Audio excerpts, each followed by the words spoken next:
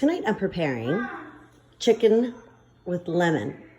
And how I'm doing this is I have my organic chicken breasts that as you can see, are pounded and they've been filleted. Therefore, they are much more tender this way. So what I'm going to do for that is I have my almond flour and I'm going to use a little bit of panko crumbs. The breadcrumbs of panko, the main thing that's better about them than regular breadcrumbs is that they are only 110 calories in a half a cup versus 200 calories in regular breadcrumbs. There's not a whole lot more that you can say about the nutrient value versus regular breadcrumbs, except that it's a little bit lower in sodium. So what I do is I'm gonna put a little bit of that in there to give it a nice little texture because they are crispy. The panko breadcrumbs are electrocuted versus fried. So that's why they're a little bit more crispy than regular breadcrumb.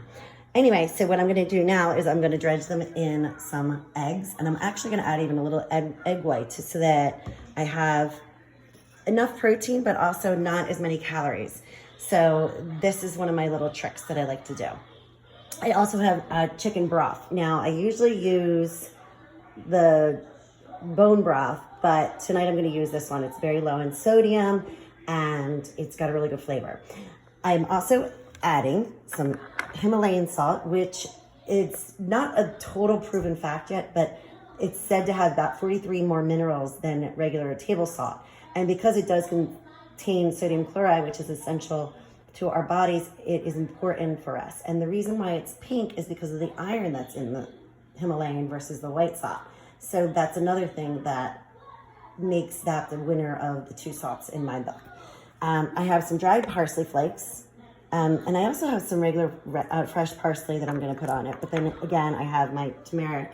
And again, it changes the color slightly of what you're going to eat, but it really doesn't change the taste very much, as well as making it very, very healthy for you.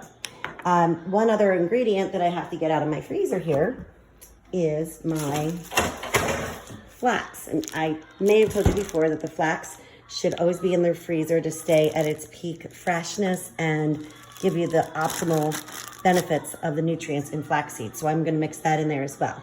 So right now, this is what you see, and I'm gonna show you an after of this when I'm all finished.